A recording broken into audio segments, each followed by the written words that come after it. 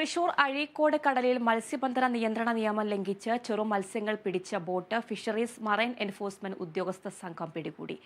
എറണാകുളം ഓച്ചന്തുരുത്ത് സ്വദേശി ബെർണാഡ് ബെന്നിയുടെ ഉടമസ്ഥതയിലുള്ള മേരി മാത എന്ന മത്സ്യബന്ധന ബോട്ടാണ് പിടികൂടിയത്.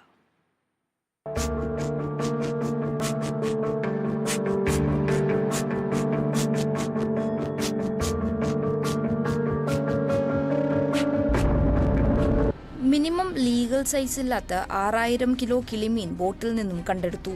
Azhikode fisheries station assistant director doctor Seema സിയുടെ നേതൃത്വത്തിൽ നടത്തിയ പ്രത്യേക പരിശോധനയിലാണ് ബോട്ട് പിടിച്ചെടുത്തത്.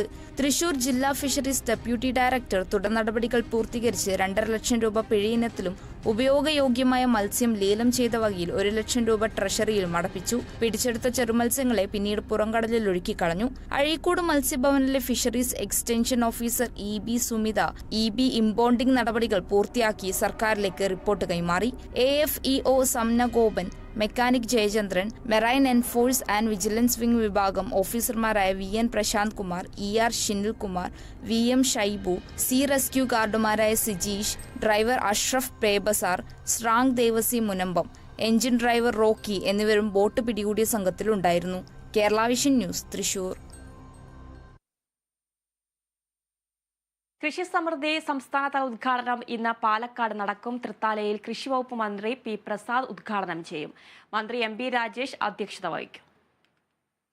കാർഷികോൽപ്പന്നങ്ങളുടെ വിപണനവും മൂല്യവർദ്ധനവും കണ്ടറിഞ്ഞ് പ്രാദേശിക തലത്തിൽ കൃഷി ആസൂത്രണം ചെയ്ത് നടപ്പാക്കുന്ന പദ്ധതിയാണ് കൃഷി സമൃദ്ധി.